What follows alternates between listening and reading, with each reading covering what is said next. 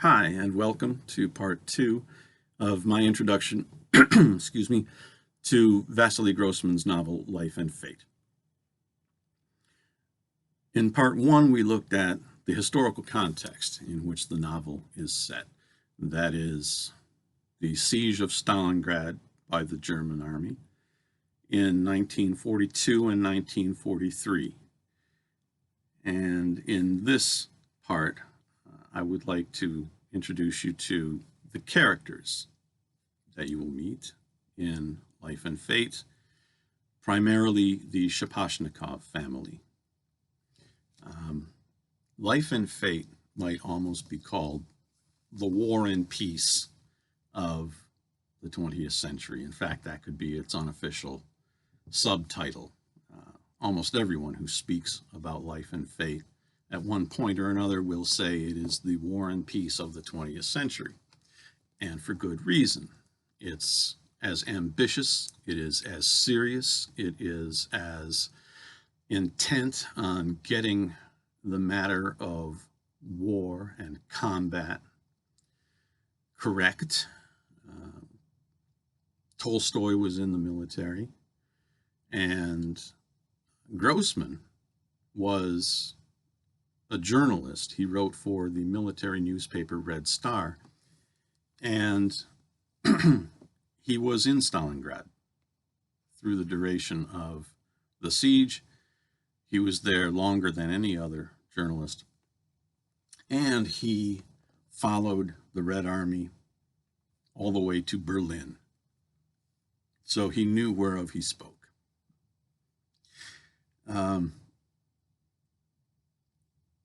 In Life and Fate, we meet the Shapashnikovs, and it is not necessary to have read the prequel to Life and Fate, which is Stalingrad, another very large novel that Grossman wrote in the aftermath of World War II. He wrote this in the late 40s.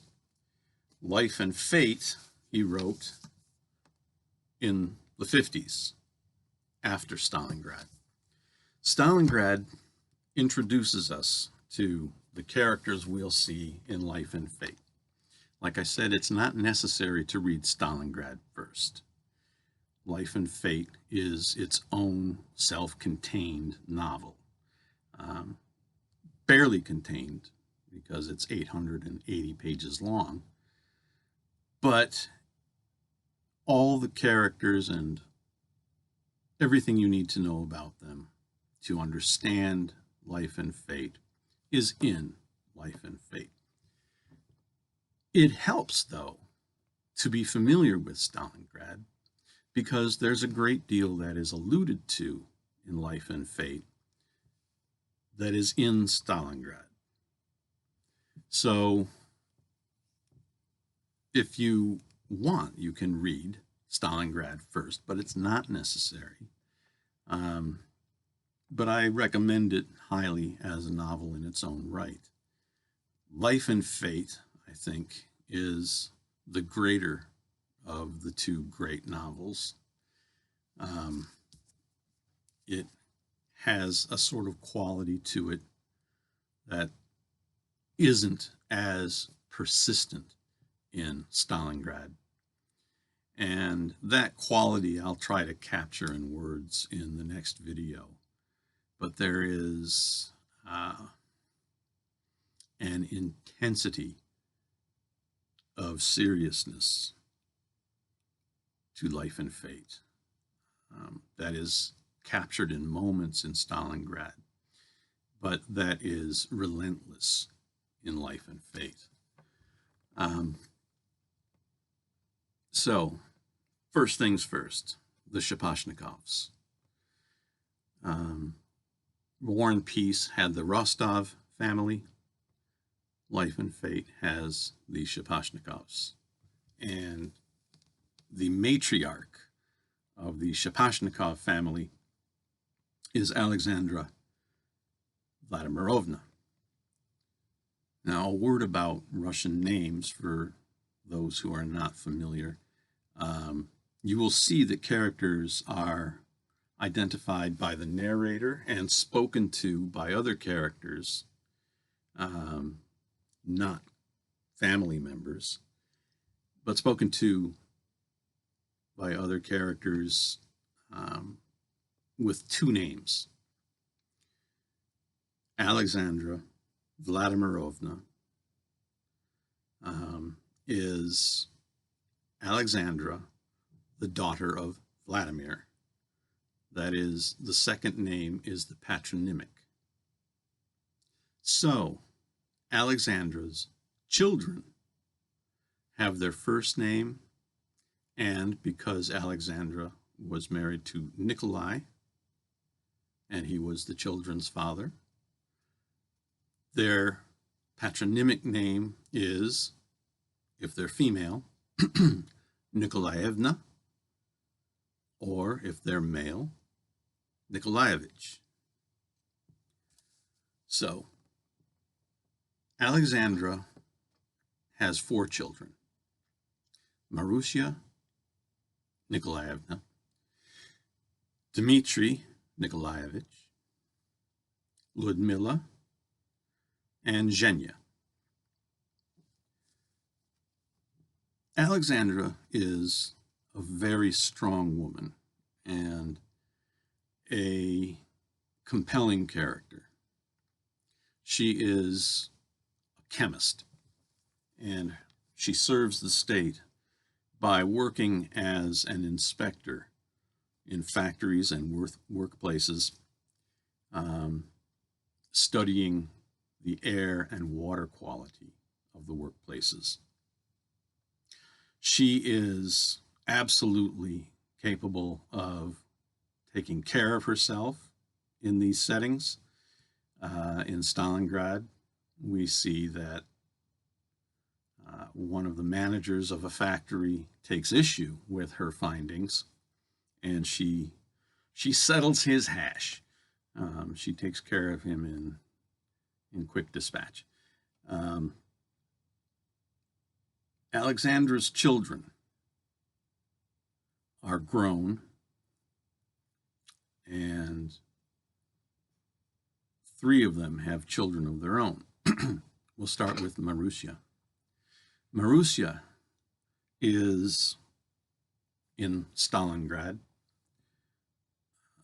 thought to be, and this is the way Grossman puts it, she is thought to be the most educated of the family. And Marussia is married to Spiridonov, and their daughter is Vera. So we will see Spiridonov and Vera in Life and Fate. In Stalingrad, Marussia is a character who is dogmatic, pedantic about both grammar and politics. There is a notable passage in Stalingrad early on in the novel in which Marussia is arguing with Zhenya. Zhenya is an artist.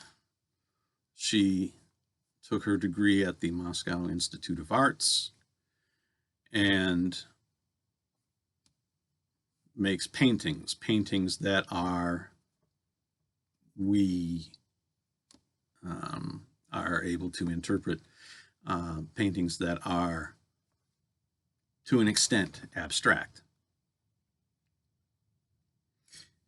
Marussia is talking in the family home in Stalingrad, and Zhenya says to her something along the lines of, and I'm not quoting, as I said in the first video, I'm not quoting passages because I don't want to run afoul of copyright law.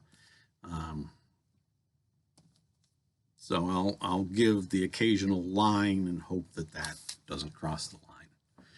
But Marusha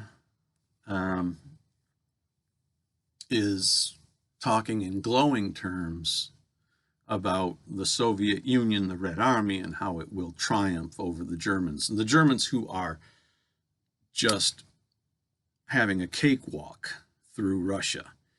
The Red Army is retreating in a not so orderly fashion. And in the Shapashnikov household, there is alternating talk between patriotic confidence in the Red Army and despair at the advancing Nazis.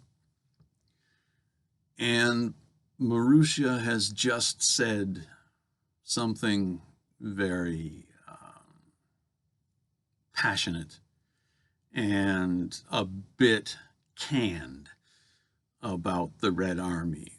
By canned, I mean phrases that one would hear in political propaganda. And Zhenya criticizes her. She says, you know, when you talk about people,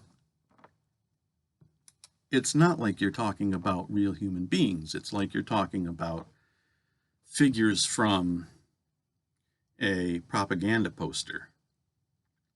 I prefer not to paint posters. I want to paint the truth. Marusha comes back and says you should paint posters. There are two truths you must remember. There is the truth that we bring with us from the past, the ugly and degraded truth. And there is the truth of the glorious future, and that is the truth that I choose to live in.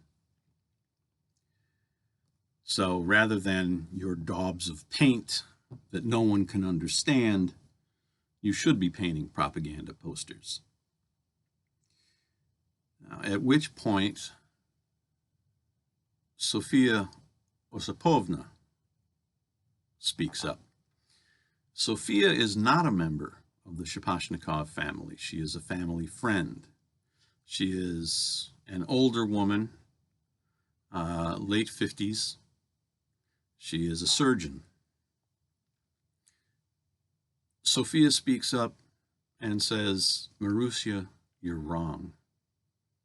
There are not two truths. There's only one truth. When I am cutting off the leg of a soldier, there's only one truth. In time of war, it's critical to recognize that there is only one truth.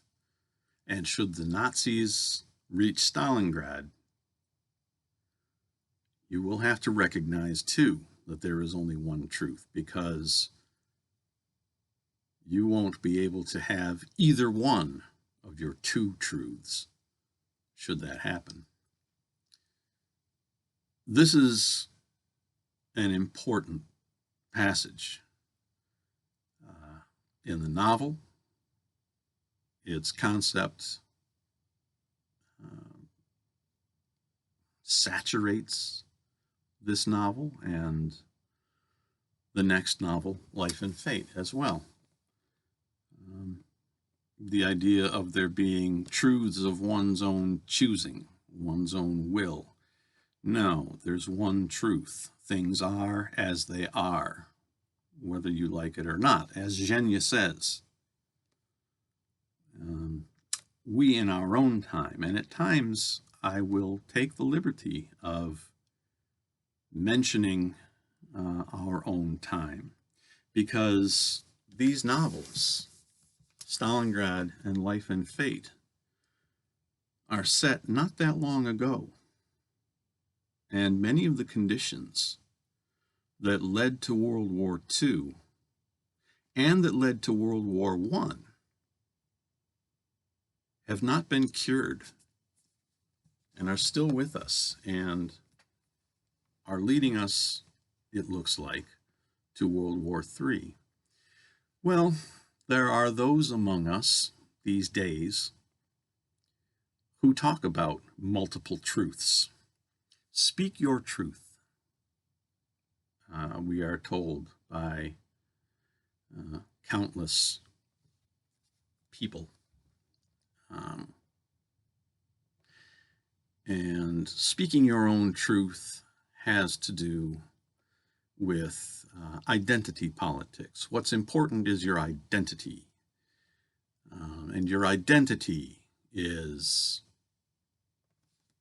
not so individual or discrete as all that, it turns out. Your identity has to do with the gender or racial group or sexual preference group that you identify with. And every individual has their own truth.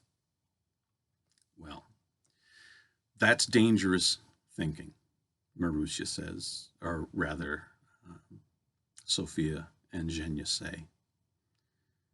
Thinking that you have your own truth, I have my own truth, and we all have our own truths.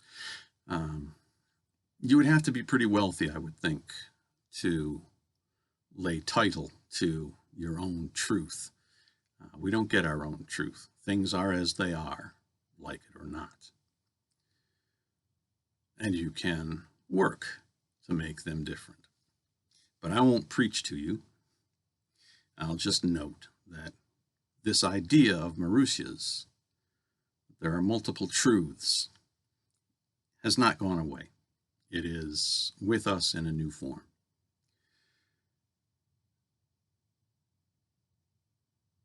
Another of Alexander's children is Dmitri. We never see him. Dmitri has been sent off to the camps, the prison camps. There is a sort of abstract character in Life and Fate and Stalingrad, and that is the year 1937. In 1937, the Stalinist bureaucracy continued its show trials and conducted the purges of the Communist Party, of all alien elements, treacherous elements, traitorous elements, those who would assassinate Stalin, those who had plans to poison Stalin, or those who were involved in some way in such a conspiracy. Hundreds of thousands, perhaps 1 million people were done away with in these purges, including the entirety of the generation of the 1917 Russian Revolution, the October Revolution, led by Lenin and Trotsky. Trotsky writes a book that is published, I believe, in 1926, called The Revolution Betrayed. And if you want to understand something of what happened to the Russian Revolution, how it ended up becoming the dictatorship of Stalin and his bureaucracy, read The Revolution Betrayed. It is, as all of Trotsky's writings are, brilliant and eloquent, and it explains just what the bureaucracy did to the 1917 revolution. The camps were unbearable, unlivable. They were labor camps.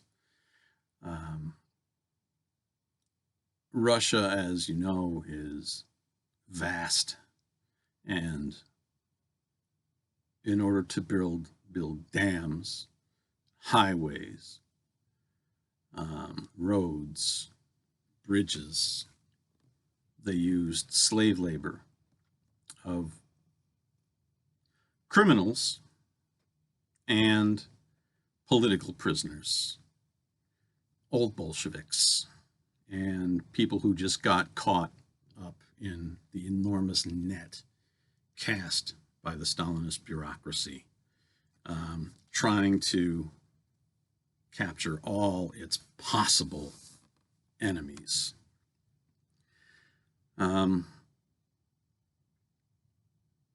Dmitry Shaposhnikov is one of these.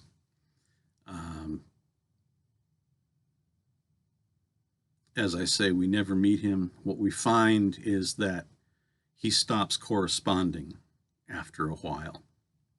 The implication is that he has died in the camp or been shot, as so many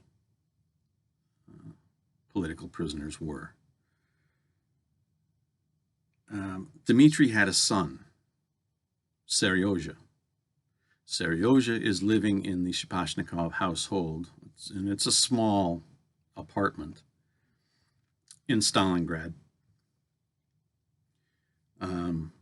Seryozha reminds Alexandra, his grandmother, of Dmitry, her son, and she loves him dearly.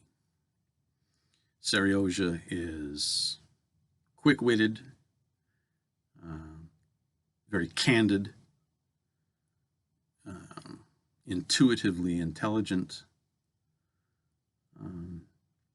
and in Stalingrad,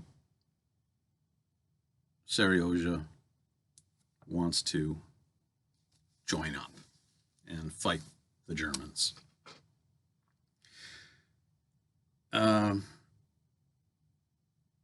Ludmila Shaposhnikova, or rather Ludmila Strum. Her husband now is Victor Strum. She lives in Moscow. The Strums do not live in Stalingrad with Alexandra and the sisters. Ludmila has a son by a previous marriage. The son's name is Tolya. And so when we see Ludmila referring to Tolya in Life and Fate, she's talking about her son who was raised by her and her now husband, Victor, but whose biological father is a man named Aberchuk. We see Aberchuk in Life and Fate. Aberchuk has been sent to the Gulag, to the prison camp out in Siberia. And through the character of Aberchuk, Grossman allows us to experience the camps as they actually were. He did a great deal of research. He wasn't just a novelist, remember, he was a journalist. He interviewed many former prisoners of the camps throughout the 1950s and gives us quite a detailed picture that I think we can trust is quite accurate of life in the camps. And we see them through the eyes of Aberchuk.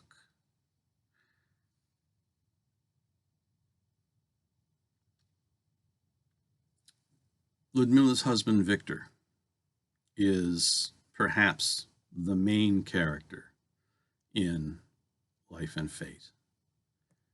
Victor Stroum is a physicist. He is a theoretical physicist. And remember, this is 1942. What's happening in physics is revolutionary and will lead in a couple of years to the atomic bomb. There is another character in Life and Fate named Chapizin. Chapizin is Stroum's mentor. And Chapizin has refused to pursue theoretical physics any further because he sees where it's leading. He sees the destruction of humanity as the road that physics is taking. Victor does not renounce physics and continues working for the state and conducting research. His research will be a main subject, particularly in the second half of Life and Fate. Grossman himself had been a science student in college, and so he is able to speak with some authority and some specificity about the science that Victor pursues.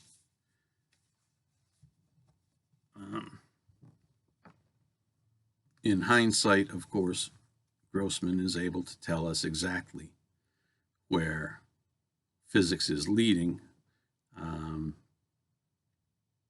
and his characters in Life and Fate are only sensing where it's leading.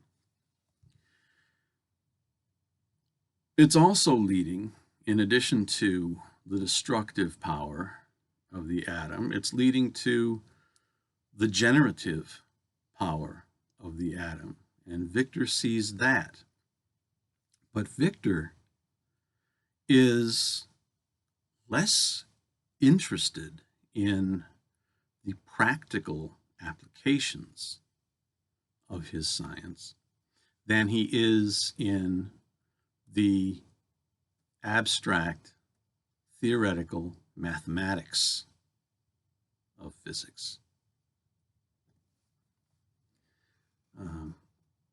We'll speak more of Victor and his multiple dilemmas in the next video as Grossman digs deep into the thematic matter of his novel, Life and Fate.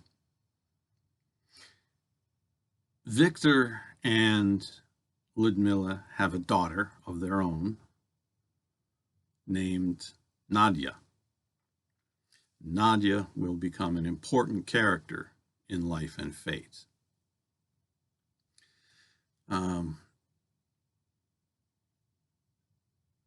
We see her in Life and Fate as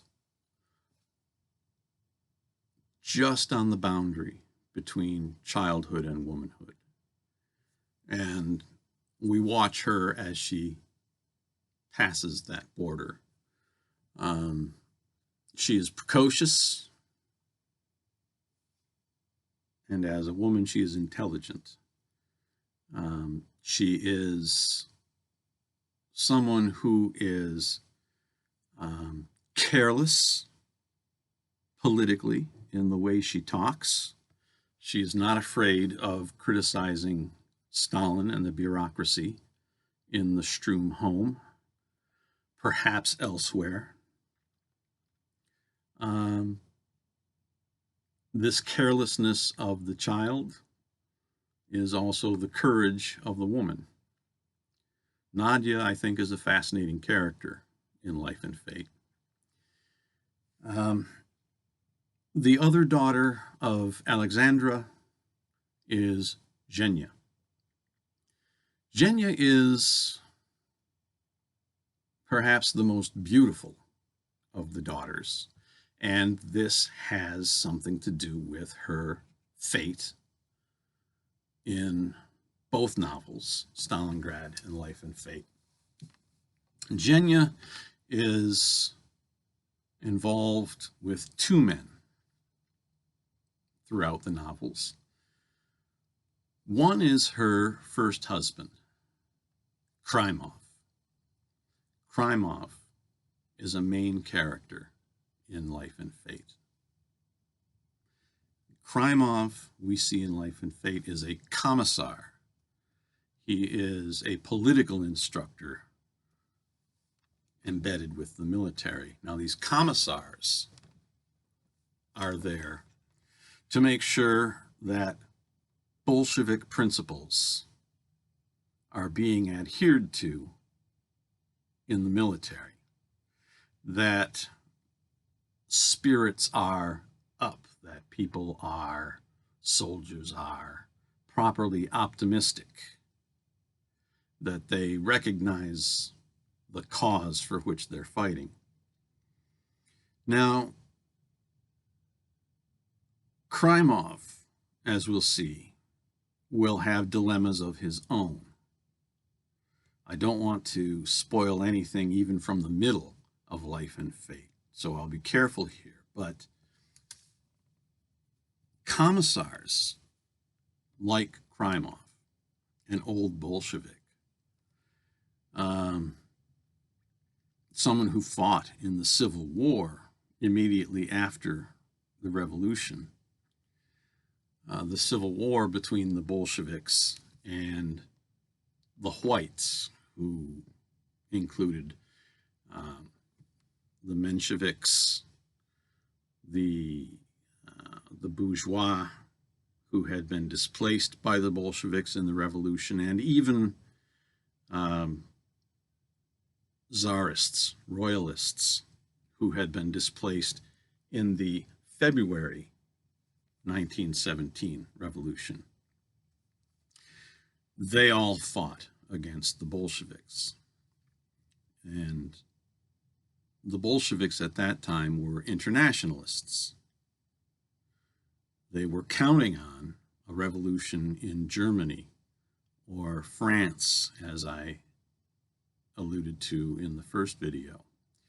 They believed that the working class was an international class, a global class, and that the revolution had to be an international revolution, bringing all nations together. This, of course, runs directly counter to principles of nationalism. And Stalin promoted the theory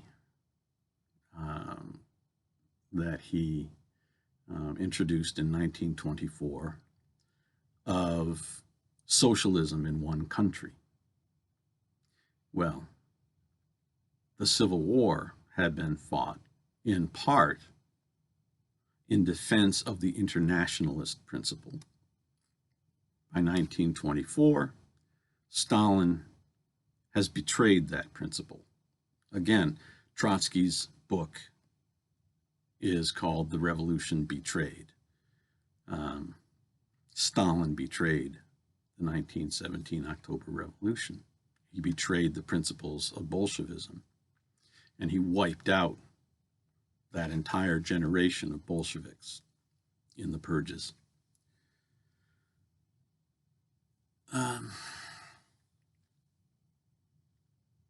Krymov was an old Bolshevik.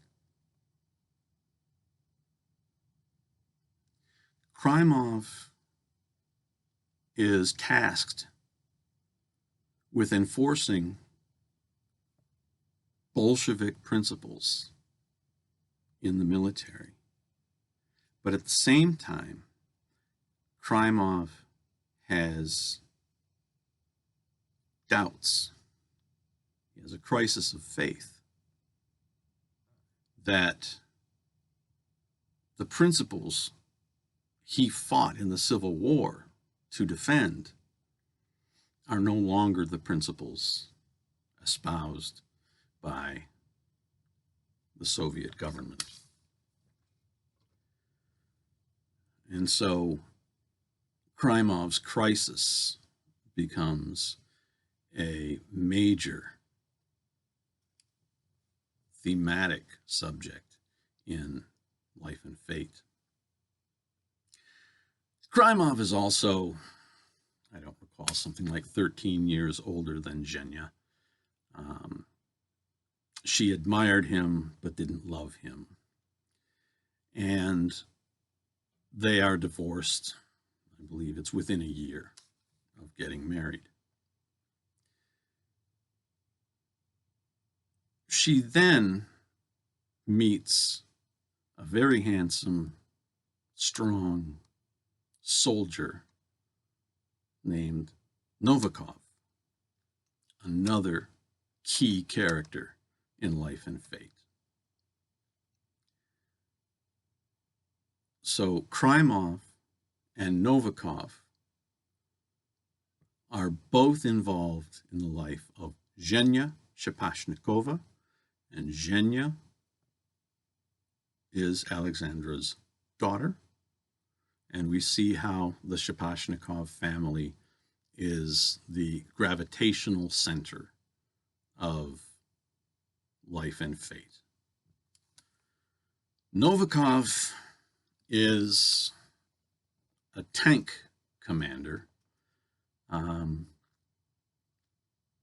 He's a colonel when we meet him.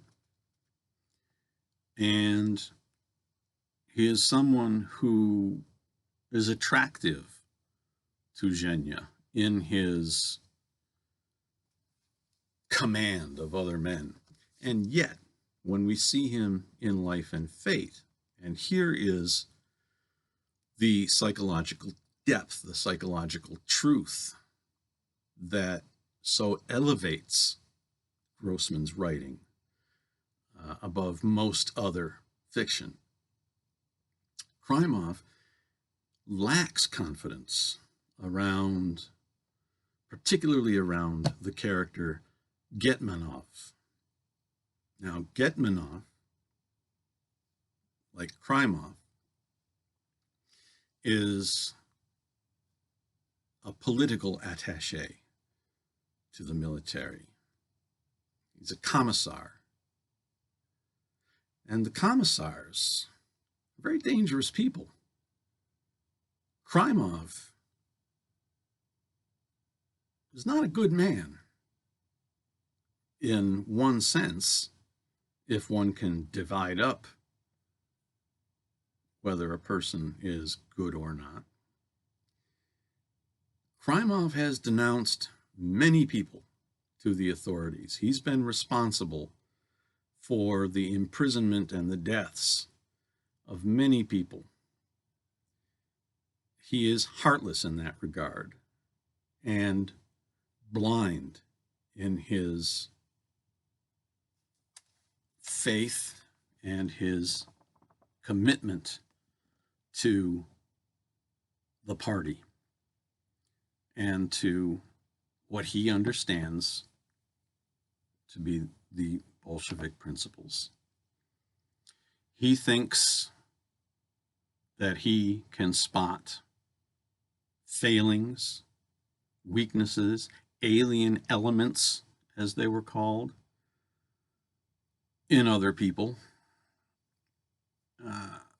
We never get the sense that Krymov denounced people for the sort of meretricious, mercenary reasons that others were denouncing people.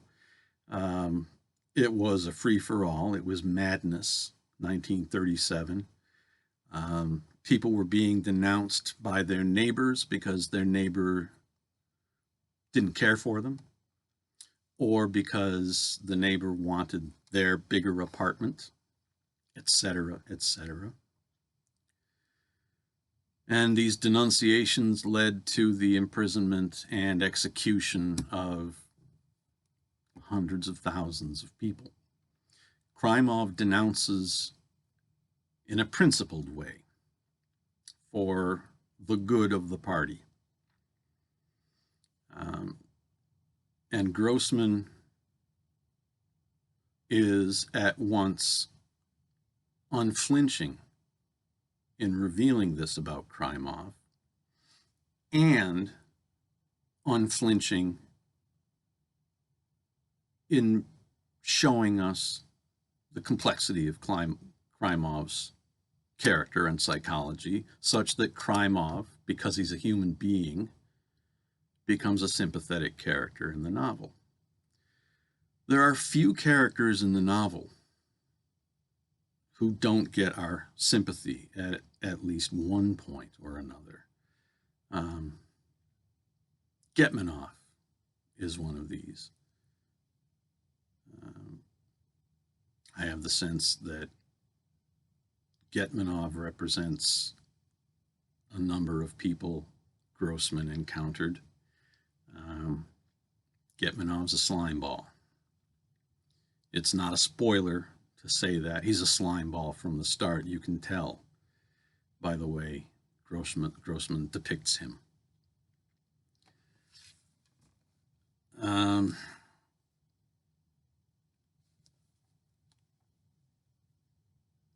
There's another character in Life and Fate whom we meet in Stalingrad, and that is the character, the old man, the old Bolshevik Mostovskoy.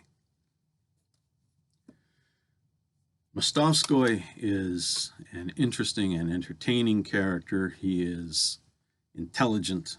He is active.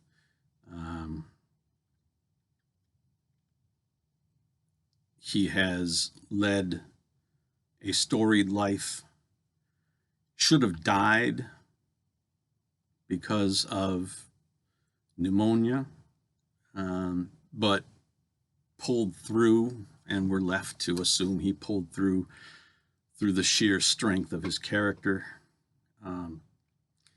Mostovskoy is an old friend and political comrade of Alexandra. And in Life and Fate, Mostovskoy is taken by the Germans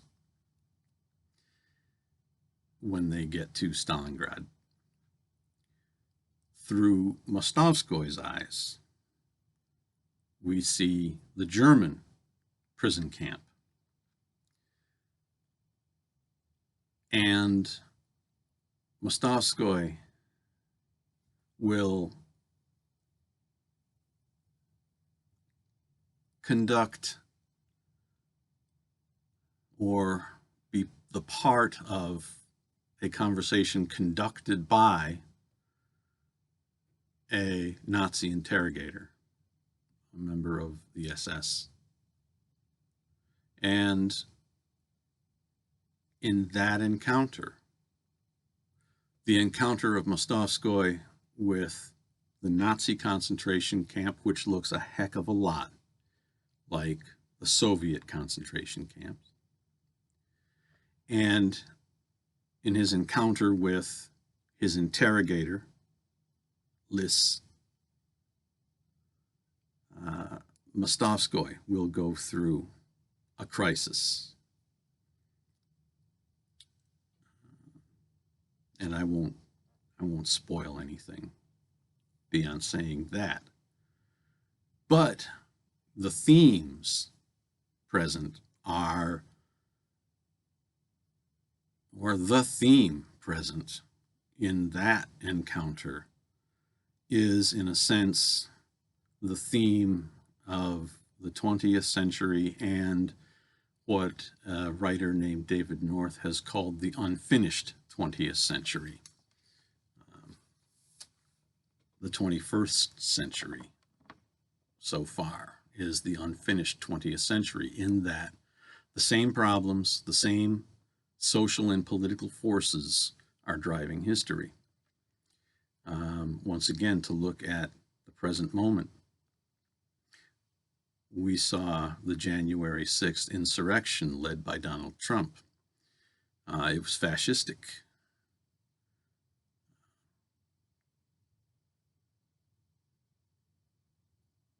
Grossman thinks long and hard about what fascism is.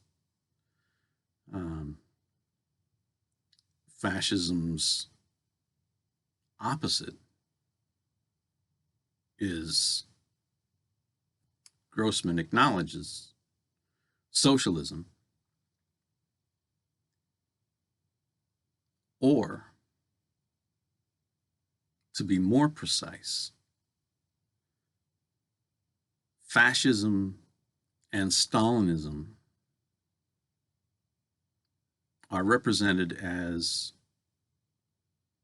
mirror images of each other. And the antithesis of both of those totalitarian, barbaric systems is what in Life and Fate will be called senseless kindness. There was a theater production of Life and Fate, and it was given the title Senseless Kindness. Again, thematic matters that we can address more in the third video.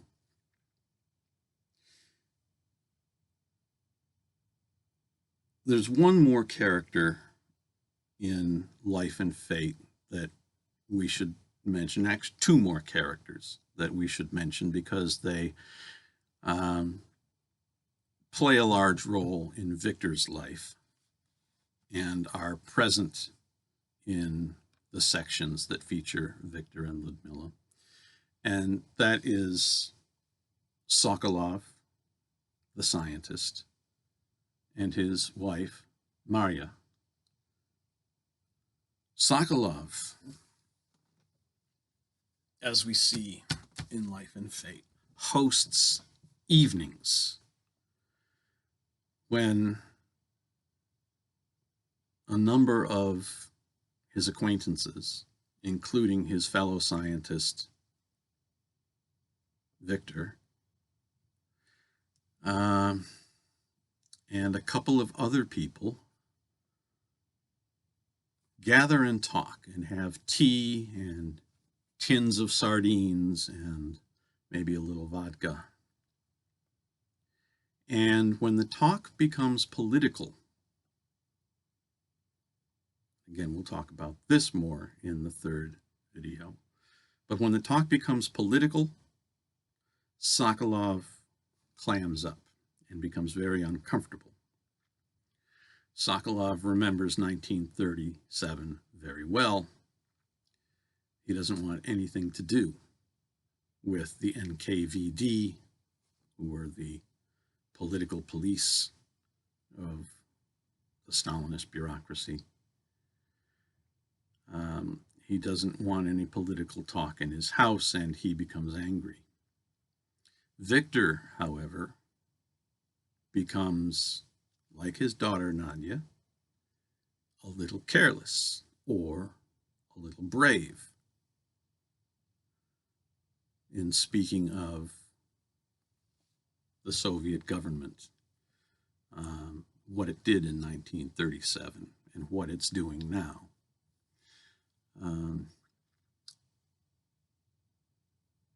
This will lead to a falling out between Victor and Sokolov.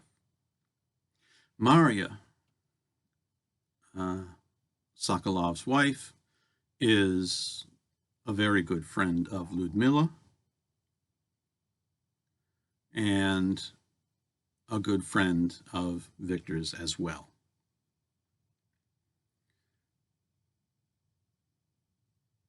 I think we'll wrap it up here. It's been 50 minutes, and so I worry that I have tried your patience and lost you by running on so long. But we have had an introduction to the main characters that you encounter in Life and Fate, and I hope that I've provided, with references to Stalingrad, some context for who those characters are, and helped your approach to Life and Fate. Again, I am directing these videos at someone who is just reading the book for the first time or is thinking about reading it. In part 3,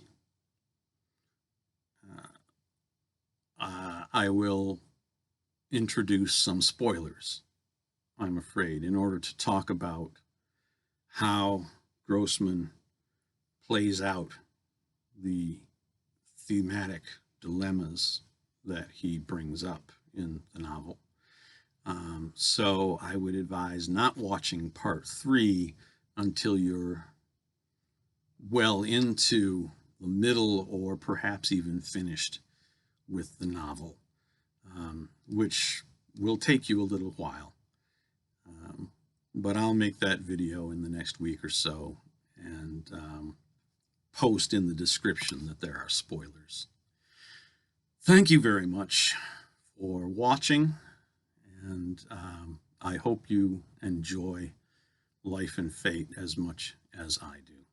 I'll see you in part 3.